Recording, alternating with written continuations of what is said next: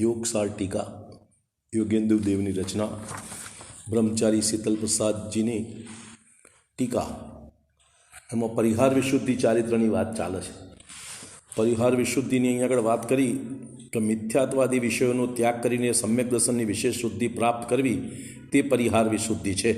साची वातमां तो एम कह्युं परिहार विशुद्धि संयमनुं व्यवहारमां प्रचलित स्वरूप ये है कि ते विशेष संयम ते साधुने प्राप्त थाय छे। व्यवहारनी बात आ बाह्य संयोगोनी बात कि जे 30 वर्ष सुधी सुखपूर्वक धर्म रह्या पछी दीक्षा लईने 8 वर्ष सुधी तीर्थंकરના સંગમાં રહે એટલે સમોસરણની અંદર અથવા તીર્થંકર મુનિરાજની સંગમાં જોડે સાધુ તરીકે રહે 8 વર્ષ સુધી અને પ્રત્યાખ્યાન પૂર્વનો અભ્યાસ કરે। 11 અંગ અને 14 પૂર્વની વાત છે। અમે પ્રત્યાખ્યાન પૂર્વ છે એ પ્રત્યાખ્યાન પૂર્વનો અભ્યાસ કરે મુનિરાજ એવા સાધુ વિશેષ હિંસાના ત્યાગી હોય છે અને 6ઠા 7મા ગુણસ્થાનમાં તે હોય છે। અહીં આધ્યાત્મ દ્રષ્ટિથી શબ્દાર્થ લઈને કહ્યું છે એમને આ પરિહાર વિશુદ્ધિ ચારિત્રની પ્રાપ્તિ હોય એમ। આ બાહ્ય સંયોગોની વાત કરી। પરિહાર વિશુદ્ધિ ચારિત્રના ભેદ છે 5 સામાયિક છેદોપસ્થાપન પરિવાર સિદ્ધુતિ યથાખ્યાત સંયમ એ બધા 5 ભેદ છે યથાખ્યાત ચારિત્ર એમ બરાબર। તો આ ચારિત્ર છે મુનિરાજનું એની આ વ્યવહારની વાત થઈ। હવે કે મિથ્યાત્વાદી વિષયોનો ત્યાગ કરીને સમ્યક દર્શનની વિશેષ શુદ્ધિ પ્રાપ્ત કરવી તે પરિહાર વિશુદ્ધિ ચારિત્ર છે। હવે અહીંયા આગળ કે છે રત્નત્રયની શુદ્ધતા। રત્નત્રય તો પ્રાપ્ત થઈ ગયું। હવે રત્નત્રયમાં જે રત્નત્રય થયું એટલે બધો સંપૂર્ણ આત્મા શુદ્ધ નથી થઈ ગયો। જોડે અમુક અમુક પ્રકારના રાગ દ્વેષ નવ કશાયના અમુક ભેદો એ બધા પરિણામ હજુ બની રહ્યા છે। તો એ બધાનો જેમ જેમ અભાવ થતો જાય એમ રત્નત્રય શુદ્ધ થતું જાય। તો કે રત્નત્રયની શુદ્ધતા પ્રાપ્ત કરવી તે જ મોક્ષની નજીક પહોંચવું છે। એનું નામ મોક્ષની નજીક પહોંચ્યા। રત્નત્રયની શુદ્ધતા રત્નત્રયની પૂર્ણ શુદ્ધતા એટલે મોક્ષ। તેથી સાધુએ નિર્ગંથ પદમાં રહીને વિશેષ આત્મધ્યાનનો અભ્યાસ કરવો યોગ્ય છે। સાધુનું કર્તવ્ય એ છે કે પોતે વિશેષ પોતાના આત્મધ્યાનનો પુરુષાર્થ કર્યા કરે એમ। સાધુએ મોહ સાથે યુદ્ધ કરવાનું છે। તેથી તેમની જ્ઞાન અને વૈરાગ્ય રૂપી ખડગને તીક્ષ્ણ રાખવાની જરૂર છે। સમ્યક દર્શનના પ્રતાપે જ્ઞાનીને જગતના પદાર્થનું યથાર્થ જ્ઞાન હોય છે કે 6 દ્રવ્યોથી આ જગત ભરેલું છે। આ સમ્યક દ્રષ્ટિને જે જ્ઞાન છે એની વાત બધા દ્રવ્યો નિશ્ચયથી પોતપોતાના સ્વભાવમાં પરિણમન કરે છે કિલ્લોલ કરે છે પરિણમન કરે છે। જો કે સંસારી જીવ પૂતગલના સંયોગથી અશુદ્ધ છે। નર નારક તિર્યંચ અને દેવના શરીરોમાં જુદા જુદા રૂપે દેખાય છે તો પણ જ્ઞાની તે બધા જીવોને દ્રવ્યના સ્વભાવની અપેક્ષાએ શુદ્ધ એકરૂપ જ્ઞાનાનંદી પરમ નિર્વિકાર દેખે છે। આ જ્ઞાનના કારણે તેને કોઈ આશ્ચર્ય થતું જગતમાં કોઈ પણ પ્રકારનું પરિણમન થાય તો સમ્યક જ્ઞાની જીવને આશ્ચર્ય ના હોય। આપણે કે આશ્ચર્ય પ્રગટ થયું પેલું શું કહે ચમત્કાર થયો એ બધી જૈન ધર્મની વાત નથી હિન્દુ ધર્મની વાત છે। જૈન ધર્મમાં કોઈ ચમત્કાર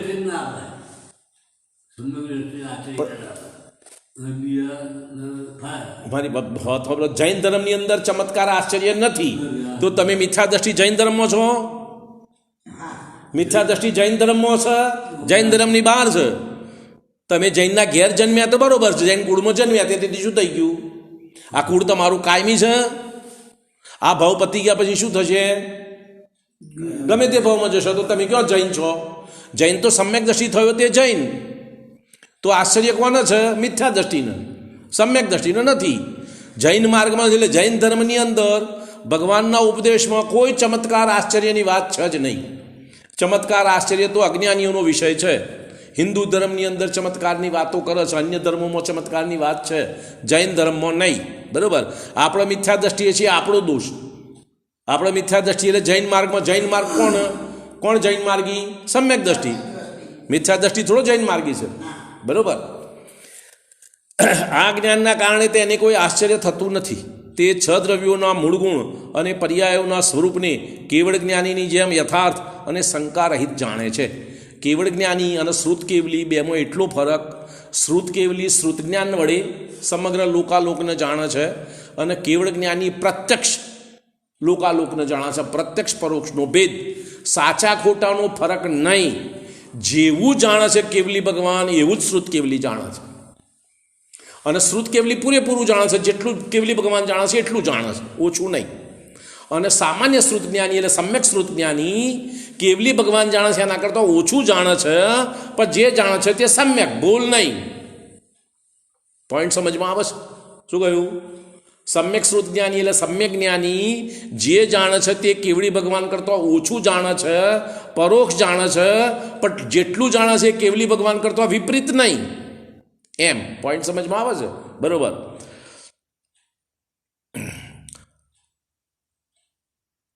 જ્ઞાનના કારણે જ્ઞાનીને કોઈ આશ્ચર્ય થતું નથી. તે છ દ્રવ્યોના મૂળ ગુણ અને પર્યાયોના સ્વરૂપને કેવળ જ્ઞાનીની જેમ યથાર્થ અને શંકા રહિત જાણે. છ દ્રવ્યોના મૂળ ગુણના પર્યાયોને સારું પૂરેપૂરું જાણે છે. જગતના બધા પદાર્થોનું એને જ્ઞાન હોય એવું નક્કી નહીં સમ્યક જ્ઞાનીને, પણ છ દ્રવ્યોનું અને આત્મ સ્વરૂપનું પૂરેપૂરું સંપૂર્ણ સત્ય જ્ઞાન હોય, એમાં ભૂલ ના હોય. પ્રયોજનભૂત મોક્ષ માર્ગમાં જે પ્રયોજનભૂત દ્રવ્યો છે એના જે સ્વરૂપની ચર્ચા છે, એના તત્વોની જે ચર્ચા છે, એ બાબતમાં સમ્યક જ્ઞાનીને એક અંશ વિપરીતતા ના હોય. બરાબર? એટલી વાત. પોતાના આત્માની સત્તાને અન્ય આત્માઓની સત્તાથી ભિન્ન જાણે છે, તો પણ સ્વભાવથી સર્વને અને પોતાના આત્માને એક સમાન શુદ્ધ દેખે છે. આ જ જ્ઞાનના પ્રતાપે તેની અંદર સહજ વૈરાગ્ય હોય છે. વૈરાગ્ય માટે એને કોઈ પ્રયત્ન કરવો પડતું નથી. એના જ્ઞાનની સમ્યકતાના કારણે જ એના પરિણામમાં આ બધા પ્રકારના રાગ દ્વેષનો અભાવ થઈ ગયો છે, જ્ઞાનના કારણે. બરાબર? માટે સહજ વૈરાગ્ય છે.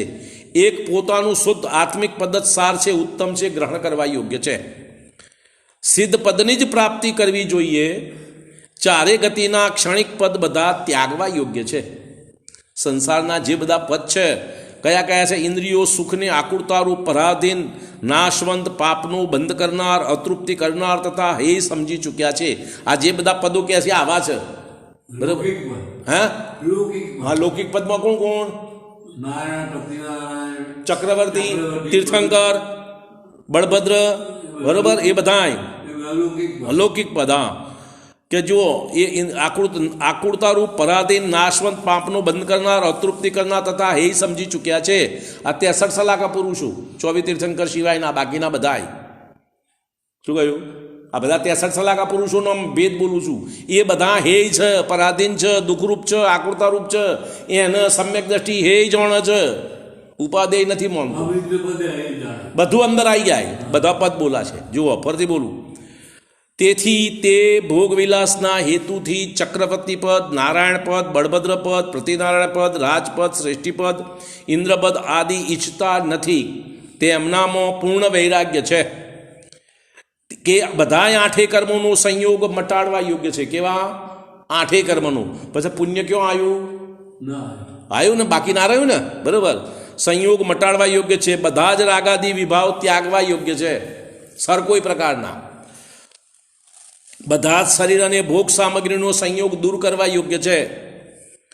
એવા દઢ જ્ઞાન અને વૈરાગ્યના ધારક સમ્યક દ્રષ્ટિ પૂર્વકર્મના ઉદયથી જો કે ગ્રહસ્થ પદમાં ગ્રહસ્થને યોગ્ય અનેક કાર્ય કરતા દેખવામાં આવે છે, તો પણ એની યોગ્યતા નીચી હોય તો શ્રાવકમાં હોય. ગ્રહસ્થ અપરતિ શ્રાવક હોય, ચોથા ગુણસ્થાન વાળો હોય, પાંચમા ગુણસ્થાન વાળો, પોતાને યોગ્ય જે બધા સંસારના કાર્યો ગ્રહસ્થીના કરતો હોય તે કાર્યો આસક્તિ ભાવથી કરતા નથી. કશાયના ઉદયને રોગ જાણે છે, રોગ મટાડવાની ભાવના ભાવે છે. આસક્તિ ભાવ કેવો છે એ તો એનો અભાવ થાય તાર ખબર પડે. એનો દાખલો હુકમચંદ પારેલ આપે છે કે 4 ભાઈ હતા, 4 ભાઈઓ. એ જમવા બેસે સાથે, એમની પદ્ધતિ એવી, ચારે સાથે જમવા બેસે. સુખી માણસો, સુખી સંપન્ન. તો દરેકને એમના આમ કે ભોજનની અંદર બધું જ વાનગી બધી હોય, ચટણી હોય, આચાર હોય, બધી વસ્તુ જે જે ભોજન સામગ્રીની ચીજો બધી હોય. બરાબર? હવે તો ચારેને જે જોઈએ છે બધું મળી રહે છે, તો કોઈ પ્રકારના પરિણામનો ભેદ દેખાતો નથી. બધા શાંતિથી ભોજન કરીને રોજ છૂટા પડે છે, રોજ સાથે જમવા બેસે, રોજ શાંતિથી ભોજન કરીને છૂટા પડે. હવે એક દાડો કુદરતને કરવું, ચટણી ના મળી, બની નહીં એ દાડો, કઈ બધી કારણસર ઘરમાં હોય તો ચટણી ના બની. ના બની એટલે 4 ભાઈ હતા, એમાં 4માંથી એક ભાઈ તો ખાઈ લીધું. શું છે કે નહીં ઓછો વધતો એનાથી ખ્યાલ ના આવ્યો. બીજો ભાઈ કે આ રસોઈ બરોબર લાગતી નથી, કે તફાવત છે. એટલે પેલા ઘરવાળા બોલે ચટણી નથી. એટલે ત્રીજો ભાઈ બોલે ચટણી બનાવો ને આ બધું પૈસા શું કરવાના, તમે શું કરવા, ના લાયા વસ્તુ જે જોઈતી હોય બજારમાંથી લઈ આવી હતી ને, પૈસાને શું કરવાના એમ. હવે કાલથી ચટણી ના આવે એવું ના કરતા. પેલો ચોથો કે ચટણી લાવો ને તો ખાવું નહીં, અત્યારે નથી ખાવા, પહેલી ચટણી બનાવો. બોલો આસક્તિ ખબર પડી? શું શેના માટે દાખલો આલ્યો? આસક્તિ કોનું નામ? તો તમારી આસક્તિ તમે ઓળખો. મારે તમારી આસક્તિ નથી ઓળખવી, મને કોઈ ફાયદો નથી. તમે મારી આસક્તિ ઓળખીને તમને કોઈ ફાયદો નથી. તમારી આસક્તિને તમે ઓળખો, મારી આસક્તિને હું ઓળખું. મને કેવી આસક્તિ છે? શું છે? ઘરમાં વસ્તુ ના હોય તારે કેવું થયું, હોય તારે કેવું થયું, ઓછું વધતું હોય તારે શું થાય છે, કોઈ વસ્તુ ખૂટ કરે તો શું થાય છે, તમે તમારા પરિણામ. આ તો જમવા બાબતમાં નહીં, કપડા બાબતમાં, સંયોગો બાબતમાં, હર કોઈ બાબતમાં. ફરતી બોલું છું. અનેક કાર્ય કરતા ગ્રહસ્થ પદમાં ગ્રહસ્થને યોગ્ય અનેક કાર્ય કરતા દેખવામાં આવે છે, તો પણ તે કાર્યો આસક્તિ ભાવથી કરતા નથી. તમે ઈચ્છો કોમ ના થાય, એનાથી ઊંધું થાય, તારે જોવાનું કેવી આસક્તિ છે. ખ્યાલ આવે છે? બરાબર. કશાયના ઉદયને રોગ જાણે છે, રોગ મટાડવાની ભાવના ભાવે છે. એમને ઈચ્છા અંતરમાં કોઈ પ્રકારે જેમ બને એમ રોગનો અભાવ કરવો છે, રાગનો. જેટલો કશાયનો ઉદય મટે છે એટલો એનો વ્યવહાર પણ નિર્મળ થતો જાય છે. જેટલો કશાયનો ઉદય મટે, કશાય ઓછો થાય, એ પ્રમાણે એના વ્યવહારમાં પણ નિર્મળતા, શુદ્ધિ આવતી જાય છે અને પરિણામોમાં તન્મયતા વધતી જાય છે. બે કાર્ય બને છે. તમને બહારનું દેખાય, તમને અંતરનું, મને તમને અંતરનું ના દેખાય. બરાબર. એ મોક્ષનો ઉપાય મૂળે એક સમ્યક દર્શનની શુદ્ધિ છે. મોક્ષનો ઉપાય એક સમ્યક દર્શનની શુદ્ધિ છે. વિતરાગ, યથાખ્યાત ચારિત્ર અને કેવળ જ્ઞાનની પ્રાપ્તિનો એ જ ઉપાય છે, સમ્યક દર્શનની શુદ્ધિ. એ સિવાય બીજો કોઈ ઉપાય નથી. હવે તત્વાર્થ સાથમાં કહ્યું છે, જે પ્રાણીઓના ઘાતનો વિશેષપણે ત્યાગ હોય અને ચારિત્રની શુદ્ધિ હોય તે પરિહાર વિશુદ્ધિ ચારિત્ર છે. આ ટૂંકમાં બતાવી દીધું એમને. હવે આપણી આગલી ગાથા શરૂ થાય છે 103 નંબર, યથાખ્યાત સંયમ. આ પણ ચારિત્રનો ભેદ. બરાબર. સૂક્ષ્મ લોભના નાશથી જે સૂક્ષ્મ પરિણામ જાણો, સૂક્ષ્મ ચારિત્ર તે શાશ્વત સુખધામ. આ એકબીજા કરતા ચારિત્ર વધારે શુદ્ધ, સંપૂર્ણ નહીં. શું કહ્યું? સામાયિક કરતો, પેલા કરતો, આ પરિહાર વિશુદ્ધિ, એના કરતો યથાખ્યાત સંયમ, એમ એકબીજા કરતો વધારે શુદ્ધ. સંપૂર્ણ શુદ્ધ તો યથાખ્યાત ચારિત્ર 13મા ગુણસ્થાન. બરાબર. તો અહીંયા આગળ આ યથાખ્યાત સંયમની વાત કરે છે કે કેવો છે કે સૂક્ષ્મ લોભના નાશથી, સૂક્ષ્મ લોભનો પણ અભાવ. સૂક્ષ્મ લોભનો અભાવ થઈ ગયો પછી સ્થૂળ લોભ હોય એવી બુદ્ધિ નહીં લગાવવાની, એ તો વિપરીત થઈ. સ્થૂળ લોભનો અભાવ, સૂક્ષ્મ લોભનો અભાવ એટલે સ્થૂળ ના હોય. સૂક્ષ્મ લોભના નાશથી જે સૂક્ષ્મ પરિણામ, જે અંતરમાં કશાય રહિત જેવા સૂક્ષ્મ પરિણામ થાય છે, જાણો સૂક્ષ્મ ચારિત્ર તે ઉત્તમ પ્રકારનું ચારિત્ર, એને જાણો જે શાશ્વત સુખધામ, અનંત આનંદનું કારણ છે. હવે જુઓ, 10મા ગુણસ્થાનની અંદર સૂક્ષ્મ લોભનો અભાવ થાય. સૂક્ષ્મ લોભનો સદભાવ ઉદય 10મા ગુણસ્થાન સુધી હોય. 10મા ગુણસ્થાનના અંતમાં સૂક્ષ્મ લોભના ઉદયનો અભાવ થાય તો એના કારણે થવાવાળા રાગ આદિ પરિણામનો અભાવ થઈ જાય.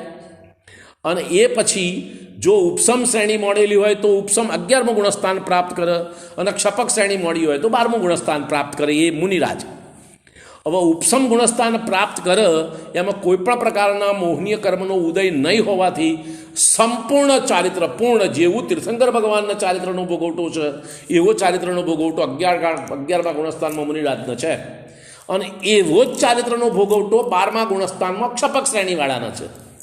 હવે ફરક શું પડે છે કે 12મા ગુણસ્થાન પછી એ જીવ અંતર્મુહૂર્તમાં 13મામાં જતું રહે, અને 11મા વાળું અંક અંતર્મુહૂર્તમાં પડતો 7મામાં 6ઠામાં આવી જાય. આટલો ફરક પડે. ઉપસમ શ્રેણીવાળો પાછો પડે અને ક્ષપક શ્રેણીવાળો પાછો ના પડે. આપણે એ બધી ચર્ચા તો ખાલી તમને સમજવા માટે કરી. મૂળ વાત એ છે એને જે ચારિત્રનું ઉત્પન્ન થયું 11મા ગુણસ્થાનનું, એ કેવું ચારિત્ર? તીર્થંકર ભગવાન જેવું શુદ્ધ ચારિત્ર છે એવું શુદ્ધ ચારિત્ર 11મા 12મા ગુણસ્થાનમાં છે. તીર્થંકર ભગવાનને એનાથી શુદ્ધ ચારિત્ર નથી. એમને તો કેવળ જ્ઞાન વધારાનું પ્રગટ થયું છે 13મા ગુણસ્થાનમાં. 12મા ગુણસ્થાન તો વધારાનું શું થયું? તો કેવળ જ્ઞાન એટલે અનંત જ્ઞાન, અનંત વીર્ય અને અનંત સુખ. અનંત ચતુષ્ટય છે ને, અનંત ચતુર્ષયના શું નામ છે? અનંત ભોગ, અનંત સુખ, અનંત જ્ઞાન, અનંત વીર્ય અને અનંત અનંત બળ. ના, એ તો અનંત વીર્યમાં આવી ગયું અનંત બળ. બીજું ચોથું રહેશે કોક પદ. જ્ઞાન, અનંત દર્શન. તો અનંત દર્શન, અનંત જ્ઞાન, અનંત વીર્ય 13મા ગુણસ્થાનમાં ઉત્પન્ન થાય. અનંત ચારિત્ર તો 12મા ગુણસ્થાનમાં 11 ગુણસ્થ થઈ ગયું, યથાખ્યાત ચારિત્ર કે એમાં કોઈ ઓછા વત્તાપણું નહીં. પોઈન્ટ સમજમાં આવે છે? 11મા ગુણસ્થાનવાળાનો ઉદયનો અભાવ છે, ક્ષય નથી, માટે એ પાછા પડે છે, અને 12મા ગુણસ્થાનવાળા અંતર્મુહૂર્તમાં 13મા ગુણસ્થાનમાં પહોંચી જાય છે. આટલો જ ફરક. તો આ કેવા પરિણામ છે? અબુદ્ધિગમ્ય, બુદ્ધિમાં ના જણાય તેવા. કેવા છે? જે મુનિરાજના પરિણામ થાય એમની બુદ્ધિમાં પરિણામ ના જણાય. એમનો તો આનંદનું વેદન છે એટલું જ જણાય, જેટલું એમના જ્ઞાનની યોગ્યતા હોય એટલું, જ્ઞાનનું જેટલું ક્ષયોપશમ હોય એટલું. એમનું અત્યારે અનંત જ્ઞાન નથી. 11મા 12મા ગુણસ્થાનમાં ક્ષયોપશમ જ્ઞાન છે. પોઈન્ટ સમજમાં આવે છે? 12મા અને 11મા ગુણસ્થાનમાં બધા નીચેના બધા ગુણસ્થાનોમાં ક્ષયોપશમ જ્ઞાન છે. અહીંયા આગળ એક ક્ષયોપશમ જ્ઞાન છે. એવો નિયમ નથી કે 11મા ગુણસ્થાનમાં ક્ષયોપશમ જ્ઞાન હોય એના કરતાં 12મા ગુણસ્થાનમાં વધારે ઉગાડ હોય, એમ નહીં. એવો નિયમ નહીં. પોઈન્ટ સમજમાં આવે છે? દાખલા તરીકે એક મુનિરાજ 11મા ગુણસ્થાનમાં છે, બીજા મુનિરાજ 12મા ગુણસ્થાનમાં છે, તો એવું બની શકે 11મા ગુણસ્થાનવાળાનું ક્ષયોપશમ જ્ઞાનનો ઉગાડ વધારે હોય અને 12માવાળાનો ઓછું હોય, એમ બની શકે? બને? હું ના બને? ક્ષયોપશમ જ્ઞાનની વાત ચાલે છે. તમે પોઈન્ટ સમજતા નથી ને એમના મનમાં ગોઠો વારી રાખી છે, એનો કોઈ રસ્તો નહીં મારી ભાઈ. ફરીથી બોલું છું, ગુણસ્થાનની પરિપાટી ફક્ત મોહનીય કર્મના અભાવપૂર્વક જ થાય છે. એ સિવાય બીજો કોઈ હિસાબ એમાં ગણાતો નથી. 10મા ગુણસ્થાનના અંત સુધી આગળ નહીં. મોહ કર્મનો ઉદય નહીં. 11મા ગુણસ્થાન 12મા ગુણસ્થાનમાં જ્ઞાન દર્શન જ્ઞાનાવરણ દર્શનાવરણ અંતરાયનો ઉદય ખરો, મોહનો નહીં. મોહનો અભાવ થઈ જાય 10માના અંતમાં. આ સૂક્ષ્મ લોપ કયો છેલ્લો જાય. બરોબર? પોઈન્ટ સમજવાની આપણે અહીંયા વાત એ ચર્ચા ચાલે છે કે આવું ઉત્તમ કેવું તીર્થંકર ભગવાનને જેવો ચારિત્રનો ભોગવટો છે એવો ચારિત્રનો ભોગવટો 11મા ગુણસ્થાનમાં હોવા છતાં એ જીવ પાછો પડી અને 6ઠા 7મા ગુણસ્થાનમાં સામાન્ય અવસ્થામાં આવી જાય. કર્મમાં જે સત્તામાં પડે તેનો ઉદય અભાવ, ઉદય નથી એટલું જ, સત્તામાં પડે તે પાછો ઉદયમાં આવી ગયો. પોઈન્ટ સમજમાં આવે છે? અને ક્ષપક શ્રેણી મળે અને ક્ષય કરતો મુનિરાજ આગળ વધે. 7મા ગુણસ્થાન 8મામાં જાય તો બાકીના કર્મનો ક્ષય થઈ જાય. 8મામાં 9માં થાય તો 8મા ગુણસ્થાનવાળા કર્મનો ક્ષય થઈ જાય. 9માંથી 10માં જાય 10માનો એ બધા ગુણસ્થાન કર્મનો ક્ષય થઈ જાય. અને 10માંથી આગળ જાય તો સૂક્ષ્મ લોભનો ક્ષય થાય પછી ઉદય ના આવે, એટલે 12મું ગુણસ્થાન આવે. માટે એ પાછા ના પડે. અહીંયા પાછા ના પડે એની સાથે સંબંધ નથી. આપણો પોઈન્ટ એમ છે કે જે સૂક્ષ્મ વિતરાગ ભાવ થાય છે, જે સૂક્ષ્મ લાભનો અભાવ થયો, જે યોગ્ય ચારિત્ર યથાખ્યાત ચારિત્ર પ્રગટ થયું એ અબુદ્ધિગમ્ય છે. યથાખ્યાત શાશ્વત સુખધામ એ મુનિરાજને પોતાના જ્ઞાનમાં જણાતું નથી, કારણ જ્ઞાનનો ઉગાડ પૂરો નથી. કેમ નથી જણાતું? છે નહીં. મારી વાત સાંભળો. કોઈક ગરીબ માણસ છે. હવે ગરીબ માણસના ઘેર એના પેલા શું કહેવાય ખેતરમાંથી દાટેલું ધન મળ્યું, સોના મોરો મળી, ચોંદીના રૂપિયા મળ્યા. કેટલા હતા? કે શી ખબર, આટલા છે. શું કે આટલા છે? ખબર નહીં કેટલા છે. આટલા છે. મેં જોયા હતા, માપ્યા હતા. 1 તગારું ભરાયું હતું. શું કર્યું હતું? તગારું ભરાયું હતું. આટલા હતા. અને જવાબ આલે, તમે જવાબ બધા પૂછો, બધા આલે. હવ કે ધોરા છે, કોઈ ડાઘ નથી, બધા ચોખ્ખા છે. મૈયા વાહ પેલા શું કહેવાય ફોટા છે. પણ ભાઈ હું તો ભણેલો નહીં, મને વાંચતા ના આવડે. કેટલા છે તો નહીં ખબર. બોલો કેટલા છે એને ખબર નથી? કેટલા છે એને ખબર નથી? તગાર ઉપર એમ નથી ખબર? આટલા છે એમ ખબર છે ને, પણ સૂક્ષ્મતાનું ભાન નથી. જો 1 તગારું છે એના 1.5 તગારું હોય તો ના આટલા નહોતા, આટલા જ હતા. એ ખબર પડી ને. પણ તમે 500ની જગ્યાએ 502 મૂકો તો ખબર ના પડે. વધારાનો ફરક પડે તો ખબર પડે. એટલું તો છે ને જ્ઞાન. સમજમાં આવે છે ને? એમ આ ક્ષયોપશમ જ્ઞાનની દશા જે જીવો ગુણસ્થાનમાં આગળ વધે છે એમના જ્ઞાનના ઉગાડ થવાનો નિયમ નથી. પોઈન્ટ સમજવાની વાત આ. બરાબર? ખ્યાલ આવે તમને? તો અહીંયા આગળ કહેવાનો ભાવાર્થ એ છે એમને જે પરિણામ થઈ રહ્યા છે, કર્મનો જે અભાવ થઈ ગયો છે, જે ઉદયનો અભાવ છે એ એમના જ્ઞાનમાં એમને નથી જણાતું. એમ વાત છે. પોઈન્ટ આપણે આ નક્કી કરવું છે. એવા સૂક્ષ્મ પરિણામ છે. શું છે? સૂક્ષ્મ પરિણામ. પોઈન્ટ સમજમાં આવી વાત? પેલાના જેમ 502 રૂપિયા છે તે સૂક્ષ્મ થયા અને આટલા છે એ સ્થૂળ થયા. તો સ્થૂળ જ્ઞાન છે પણ સૂક્ષ્મ જ્ઞાન નથી. એમ સૂક્ષ્મ લોભનો જે ક્ષય થઈને જે કોઈ સૂક્ષ્મ વિતરાગ ભાવ થાય છે તેને સૂક્ષ્મ અથવા યથાખ્યાત ચારિત્ર જાણો. બરોબર, તે જ અવિનાશી સુખનું સ્થાન છે. એ જ સુખ થઈ ગયું. જો 11મા ગુણસ્થાનમાં, 12મા ગુણસ્થાનમાં, 13મા ગુણસ્થાનમાં જે સુખનો ભોગવટો છે એટલે ચારિત્રનો ભોગવટો છે એમાં કોઈ ફરક નહીં ઓછા વધતાનો. ફરક ક્યાં આગળ આવ્યો? જ્ઞાન, દર્શન અને વીર્ય, આ 3 ગુણમાં ફરક આવ્યો. ત્યાં આગળ જ્ઞાન, દર્શન, વીર્ય ઓછું વધતું છે અને 13મા ગુણસ્થાનમાં પૂર્ણ છે. બસ આટલો ફરક આવે. પોઈન્ટ સમજમાં આવે છે વાત? બરોબર. આગળ સુખ આત્માનો ગુણ છે, તેને યથાર્થમાં 4 ઘાતી કર્મોએ રોકી રાખ્યું છે. સાચી વાત તો 4 ઘાતી કર્મોએ આ સુખને રોકી રાખ્યું છે, પરંતુ મુખ્યપણે તેને રોકનાર મોહ કર્મ છે. મુખ્યપણે રોકનાર મોહ કર્મ છે. જેટલો જેટલો મોહનો ક્ષય થાય તેટલું સુખ પ્રગટ થતું જાય છે. શું થયું? મોહ કર્મનો જેટલો અભાવ થાય એટલું સુખ પ્રગટ થાય. હવે 4થા ગુણસ્થાનમાં મિથ્યાત્વ અને અનંત અનુબંધીનો ભાવ થયો એટલું સુખ પ્રગટ થયું. એ મોહ કર્મના ભેદ છે ને, મોહના 28 ભેદ, 25 કશાય અને 3 મિથ્યાત્વ. શું થયું? છે કે નહીં? 28 ભેદ મોહના યાદ છે? ખબર છે કે નથી? યાદ ના હોય તો કોઈ નહીં, પણ મોહના 28 ભેદ તો ખબર હોવી જોઈએ. એમાં મુખ્યપણે મિથ્યાત્વના 3, અનંતાબંધી, અપ્રત્યાખ્યાન, પ્રત્યાખ્યાન, સ્વંજલન, ક્રોધ, માન, માયા, લોભ, નો કશાય, એમ 28 થાય. એવું થોડું ઘણું તો અંદાજ હોવો જોઈએ તમને. તમારો વાત ખ્યાલ આવે છે? એ મોહનો ભેદ છે. એ જેટલો એનો અભાવ થાય એટલું સુખ પ્રગટ થાય. એમ કે છે આચાર્યના આગળ વાત થઈ. મોક્ષનો માર્ગ સુખનો, આનંદનો માર્ગ છે, દુઃખનો માર્ગ નથી. જે દુઃખનો માર્ગમાં નહીં મિથ્યા દ્રષ્ટિ, એમ આગલી ગાથાઓમાં વાત આપણે આવી. બરોબર, ફરીથી બોલું છું. જુઓ, સુખ આત્માનો ગુણ છે, તેને યથાર્થમાં 4 ઘાતી કર્મોએ રોકી રાખ્યું છે, પરંતુ મુખ્યપણે તેને રોકનાર મોહ કર્મ છે. જેટલો મોહનો ક્ષય થાય છે તેટલું સુખ પ્રગટ થતું જાય છે. આ સુખ વિતરાગ ભાવ સહિત નિર્મળ છે. ઓછું તો ઓછું, પણ જે છે એ નિર્મળ. જો તમારી પાસે 1 લીટર પાણી છે ને મારી પાસે 100 ગ્રામ પાણી છે, પણ ચોખ્ખું. તમારી પાસે લીટર ચોખ્ખું છે ને મારી પાસે 100 ગ્રામ ચોખ્ખું છે. જે છે એ નિર્મળ. બરોબર, ઓછું છે એની ના નથી કહેતો.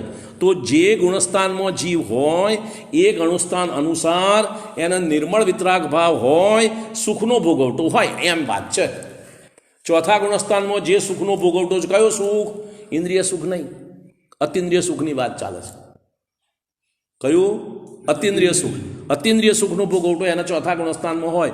5મા ગુણસ્થાનમાં એના કરતાં વધારે હોય, કારણ કે તેઓ અનંતાનુબંધી, મિથ્યાત્વ સહિત અપ્રત્યાખ્યાનનો અભાવ, અપ્રત્યાખ્યાન મોહની પ્રકૃતિ, એટલું સુખ પ્રગટ થયું.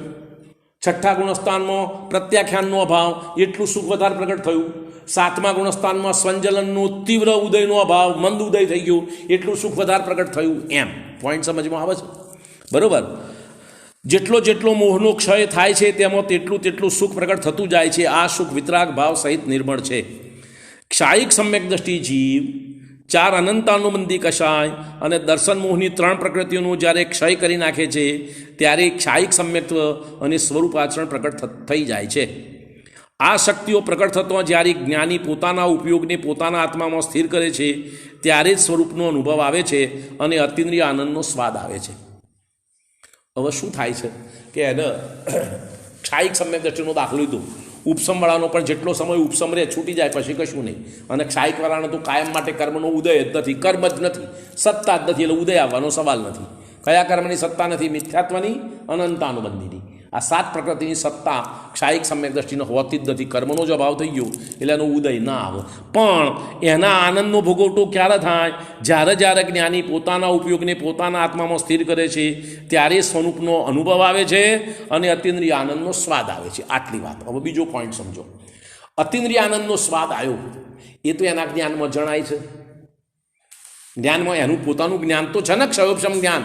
એક ક્ષયોપશમ જ્ઞાનમાં એના પોતાના, આ તો સ્થૂળ ભાવ છે. 10મા ગુણસ્થાનમાં સૂક્ષ્મ છે એ નથી જણાતું. આ સ્થૂળ નથી જણાતું એમ નહીં, એવો અર્થ નહીં કરવાનો. પોઈન્ટ સમજમાં આવે છે? આ તો સ્થૂળ ભાવ છે એટલે એના જ્ઞાનમાં જણાય છે કે જ્ઞાન એની પાસે છે, અનુભવ છૂટી ગયો. શું થયું બોલો? મેં બેંકમાં ગયો અને બેંકમાં કોઈ દાડો પૈસા જોયા નતા. બેંકવાળાએ તિજોરી ખોલીને જોયા પૈસા. ઓહો, આટલા બધા પૈસા! હવે મારી ઘેર તો પૈસો નથી. પેલા પૈસા જોયા ત્યાંનું જ્ઞાન મારી પાસે છે. શું છે મારી પાસે? જ્ઞાન.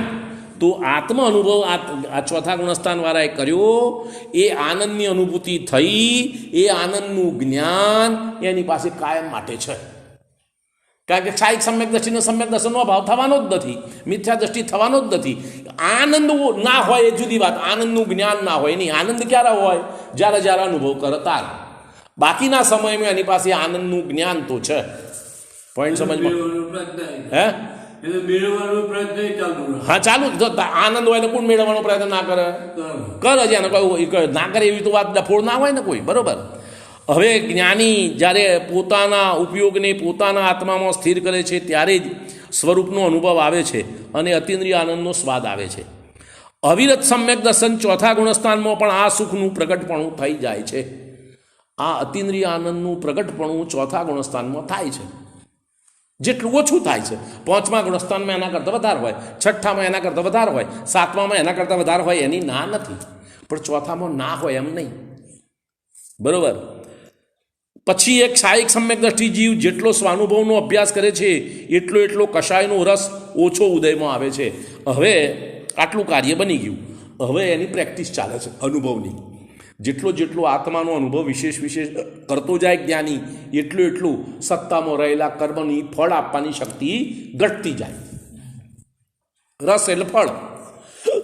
એ શક્તિ ઘટે તો કર્મ એને વધારે વિપરીત ભાવ ના કરાઈ શકે, વિકાર ના કરાઈ શકે, ઓછો વિકાર થાય. ફળ આપવાની શક્તિ ઘટવાનું અર્થ શું? કર્મનો ઉદય શું કરે? તમને વિકાર ભાવ કરાવો.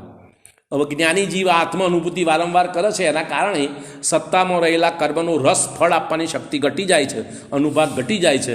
એના કારણે એને ઓછા જોરાવર કર્મ ઉદયમાં આવે છે. બળવાન કર્મ બધો મટી ગયો. ઓછો બળવાન કર્મ ઉદયમાં આવો તો વિકાર ભાવ ઓછો થાય. શું થાય? વિકાર ભાવ ક્યારે વધારે થાય? વિકાર ભાવ વધારે ક્યારે થાય? બળવાન વિપરીત કર્મ ઉદયમાં આવે તો. અરે વિપરીત કર્મ અહીં મિથ્યાત્વનો અભાવ થઈ ગયા પછીની વાત છે. અહીંયા ચોથા ગુણસ્થાન ક્ષાયિક સમ્યક દ્રષ્ટિની વાત છે, પછી ચો મિથ્યાત્વ આવ્યું? તાર કોને કહ્યું ના હોય? કોને કહ્યું? ચોથામાં ઉપશમે હોય, ક્ષયોપશમે હોય, ક્ષાયિકે હોય. આ ફરીથી બોલું, લ્યો સાંભળો. અવિરત સમ્યક દર્શન ચોથા ગુણસ્થાનમાં પણ આ સુખનું પ્રગટ થઈ જાય છે. આ ક્ષાયિક સમ્યક દ્રષ્ટિ થાય. ક્ષાયિક સમ્યક દ્રષ્ટિ જીવ ચાર અનંતાનુબંધી કષાય અને દર્શન મોહની ત્રણ પ્રક્રિયાનો ક્ષય કરી નાખે છે. કયું ગુણસ્થાન? ચોથું. અનંતાનુબંધીની ચાર અને મિથ્યાત્વની ત્રણ પ્રકૃતિનો ભાવ કરે. કયું ગુણસ્થાન? ચોથું. પછી શું ના હોય? ખ્યાલ આવે છે? બરોબર. હવે પછી એક ક્ષાયિક સમ્યક દ્રષ્ટિ જીવ જેટલો આ સ્વાનુભવનો અભ્યાસ કરે છે એટલો કષાયનો રસ ઓછો ઉદયમાં આવે છે. ત્યારે એટલું નિર્મળ સુખ અનુભવાય છે. એટલું સુખનું ભોગવતો નિર્બળતા વધતી જાય. બરાબર. પાંચમા દેશ સંયમ ગુણસ્થાનમાં અપ્રત્યાખ્યાન કષાયનો ઉદય થતો નથી, ત્યારે ચોથા ગુણસ્થાનની અપેક્ષાએ અધિક નિર્મળ સુખ સ્વાદમાં આવે છે. છઠ્ઠા ગુણસ્થાનમાં પ્રત્યાખ્યાન કષાયનો પણ ઉદય રહેતો નથી, ત્યારે વિશેષ નિર્મળ સુખનું વેદન થાય છે. સાતમા અપ્રમસ્ત ગુણસ્થાનમાં સંજલન કષાયનો મંદ ઉદય રહે છે, ત્યારે છઠ્ઠા ગુણસ્થાન કરો અધિક નિર્મળ સુખ અનુભવમાં આવે છે. આઠમા અપૂર્વકરણ ગુણસ્થાનમાં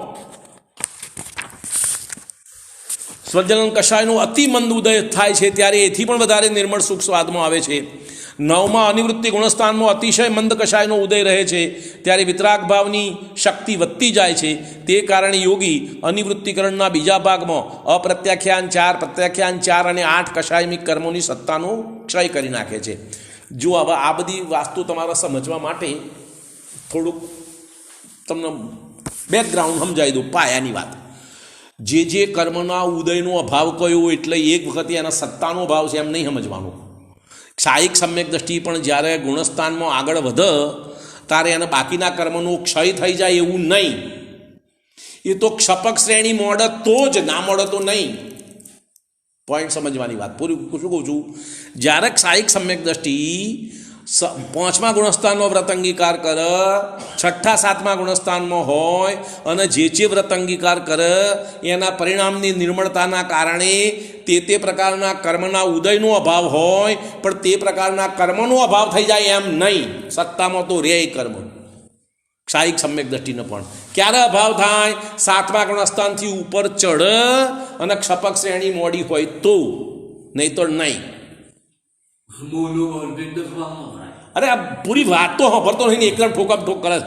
અહીંયા વાત એ કે સત્તામાંથી અભાવ ના થાય એમ વાત સમજાવું છું. સત્તા કોને કહેવાય, ઉદય કોને કહેવાય, એ બધી તફાવત તમારે થોડું સમજવો પડશે, નહીં તો આ બધો ન્યાય નહીં સમજાય, એમ મારું તમને કહેવું છે. સત્તા દાખલા તરીકે મારી વાત સાંભળો, મેં 5 લાખ રૂપિયાનું દેવું કર્યું છે, એમાં 3 પાર્ટી છે, એકના 1 લાખ છે, એકના 2 લાખ છે, એકના 1.5 લાખ છે, એકના 50,000 દાખલા તરીકે. હવે 3 જણા મારી પાસે લેણદાર છે, બરાબર. હવે પેલો 2 લાખ વાળો 1.5 લાખ વાળો ઉઘરાણી આવ્યો, એને કહ્યું ભાઈ અત્યારે તમને પૈસા નહીં આલું, 2 વર્ષ તમે શાંતિ રાખો.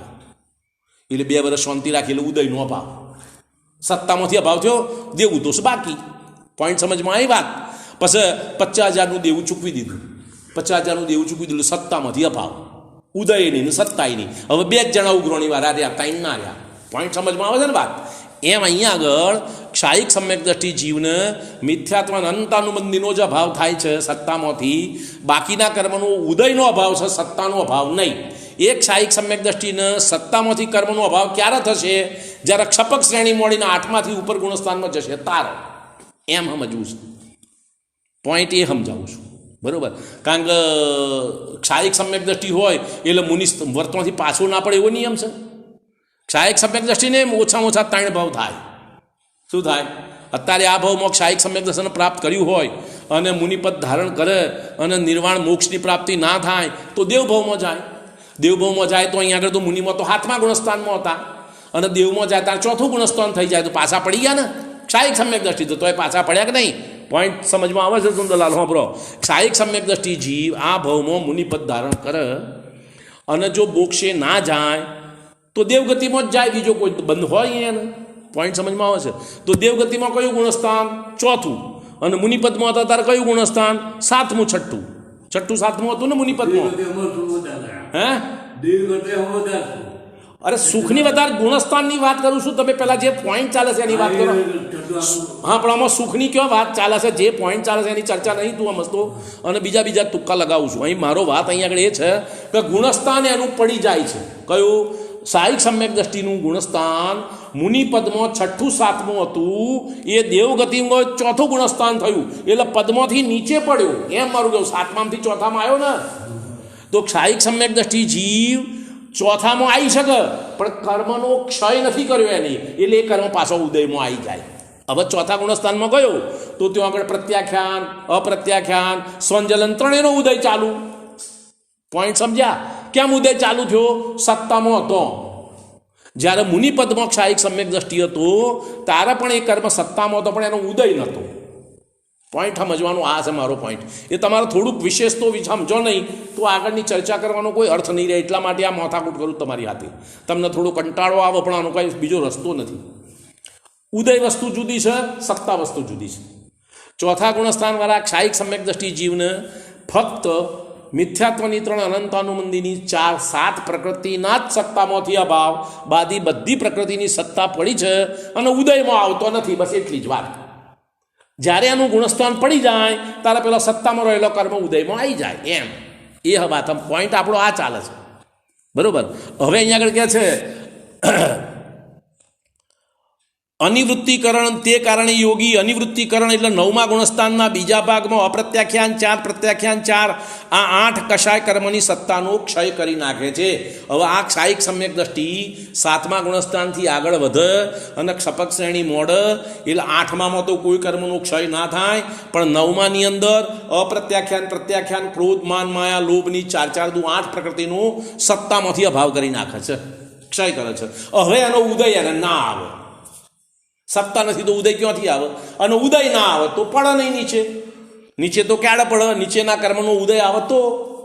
પોઈન્ટ સમજમાં આવ્યો? બરોબર. હવે આ બીજા ભાગમાં એમ કરે છે. ત્રીજા ભાગમાં નપુંસક દેવનું, અને 4થા ભાગમાં સ્ત્રીવેદનું, અને 5મા ભાગમાં હાસ્ય, રતિ, અરતિ, શોક, ભય, જુગુપ્સા, આ 9 કષાયનું, અને 6ઠ્ઠા ભાગમાં પુરુષવેદનું, 8મા ભાગમાં સ્વંજલન માનનું, 9મા ભાગમાં સ્વંજલન માયાનો ક્ષય કરી નાખે છે. આ રીતે સુખનો અધિક સ્વાદ આવે છે. 9મા ગુણસ્થાનની વાત રહી. હવે 10મું ગુણસ્થાન સૂક્ષ્મ સાંપ્રાય, એમાં સૂક્ષ્મ સાંપ્રાય 10મા ગુણસ્થાનના અંતને લોભનો પણ ક્ષય કરી નાખે છે, સ્વંજલન લોભ. કારણ કે પ્રત્યાખ્યાન પહેલો અભાવ થઈ ગયો, અનંતાનુબંધીનો 4થામાં અભાવ થઈ ગયો, તો અનંતાનુબંધી ક્રોધ, માન, માયા, લોભ.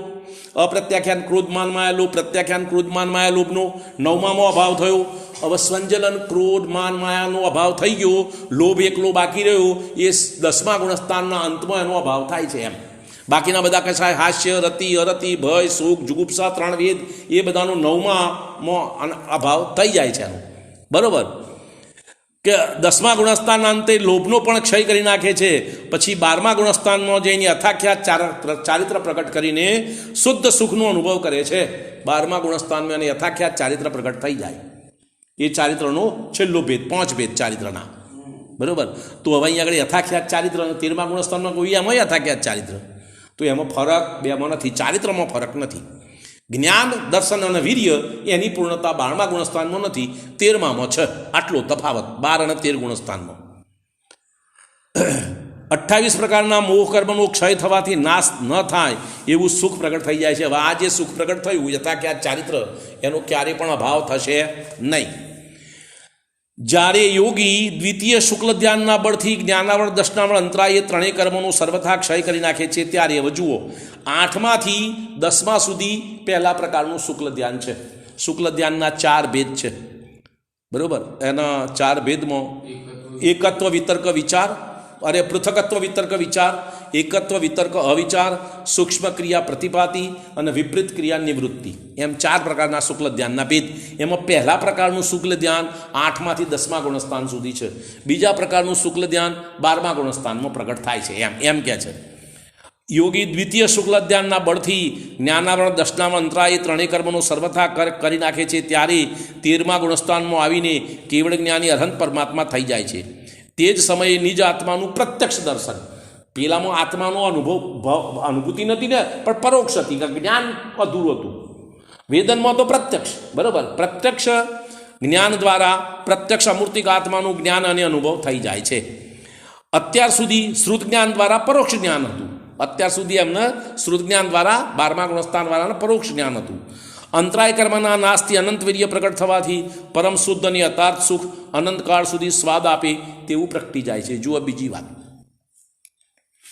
મારી તમારી શક્તિ શરીરની વીર્ય ગુણેલ શક્તિ, તો મારી તમારી આત્મિક શક્તિ અધિક આનંદ અથવા અધિક દુઃખ એટલે કશાય ભોગવવાની નથી. શું કહું છું? તમે હું અત્યારે સારામાં સારો મંદ કશાય કરી શકીએ તો વધારામાં વધારે 16મા સ્વર્ગથી આગળ ના જઈ શકીએ. 16મા સ્વર્ગથી નહીં, એનાથી નીચે છે, પણ મને યાદ નથી આવતું કયા સ્વર્ગ સુધી સામાન્ય જૈન જઈ શકે, પણ એનાથી આગળ ના જઈ શકો તમે. અને ત્રીજા નરકથી નીચે ના જવાય. તમે પાપે વધારે ના કરી શકો, તમારી યોગ્યતા નથી એટલું કશાય કરવાની, એટલું તમારામાં બળ નથી. 7મા નરકમાં જવા માટે જેટલું પાપ કરવું જોઈએ એટલું પાપ કરવાનું બળ મારા તમારામાં નથી. એમ જેટલો શુભભાવ કરવો જોઈએ એટલું શુભભાવ કરવાનું બળ પણ મારું તમારું નથી. એટલે અમુક સ્વર્ગથી આપણે આગળ જઈ શકતા નથી. પોઈન્ટ સમજમાં આવે છે વાત? બરાબર.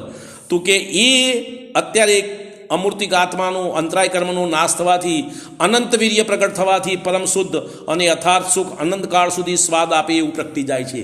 હવે અનંત સુખ ભોગવવા માટે અનંત વીર્ય જોઈએ, તો અનંત સુખનો ભોગવટો રહે અનંતકાળ સુધી. મારી વાત સમજ આવે છે ને? અનંતકાળ સુધી અનંત સુખનો ભોગવટો ટક્યો રહે એના માટે અનંત વીર્ય પ્રગટ થાય છે. એમ માટે અનંત વીર્ય પ્રગટ થવાથી પરમ શુદ્ધ અને યથાર્થ સુખ અનંતકાળ સુધી સ્વાદ આપે તેવું પ્રગટી જાય છે. તેથી આ ગુણસ્થાનમાં આ સુખ અનંત સુખ કહેવાય છે. અને પછી આ કદી ઓછું થતું નથી, નિરંતર સિદ્ધોને તેનો સ્વાદ આવે છે. એ સુખ પછી ક્યારેય ઓછું ના થાય ને વધઘટે ના થાય. પોઈન્ટ આ વધાય ના અને ઘટાય ના. પૂર્ણ હોય પછી વધવાનું ક્યાં રહ્યું? અને શાશ્વત હોય એટલે ઘટવાનું ના રહ્યું. પૂર્ણ કયું પછી વધવાની વાત હોય તો પૂર્ણ ના રહ્યું. બરાબર. એમ હવે તત્વાસારમાં કહ્યું છે, સિદ્ધોને સંસારના વિષયોની પરાધીનતાથી રહિત અવિનાશી સુખ પ્રગટ થાય છે. કયું? વિષયોની પરાધીનતાથી રહિત. વિષયોની આધીનતા હોય તો આ સુખ હોય નહીં. બરોબર. એની પરાધીનતા ના હોય તો હોય. પરાધીનતાથી રહિત અવિનાશી સુખ પ્રગટ થાય છે. તે એક સુખને પરમ અને બાધા રહિત સુખ પરમ ઋષિએ કહ્યું છે. સમસ્ત જગતમાં કોઈ પણ તે સુખની સમાન પદાર્થ નથી કે જેને તે સુખગુણની ઉપમા આપી શકાય. અરહંત ભગવાન 13મા ગુણસ્થાનમાં 12મા ગુણસ્થાનમાં યથાખ્યાત ચારિત્રના કારણે જે અનંત સુખ પ્રગટ થયું છે એની ઉપમા, એનો બરાબરી, એની કોઈ દાખલો આપી શકાય એવો કોઈ પણ પદાર્થ જગતમાં નથી. એમ ખ્યાલ આવ્યો? એવો કોઈનું ઉદાહરણ આપી શકાય એવો પદાર્થ નથી જેને તે સુખગુણની ઉપમા આપી શકાય, કે જગતમાં કોઈ પણ તે સુખની સમાન પદાર્થ નથી કે જેને તે સુખગુણની ઉપમા એટલે એની સાથે સરખામણી કરી શકાય.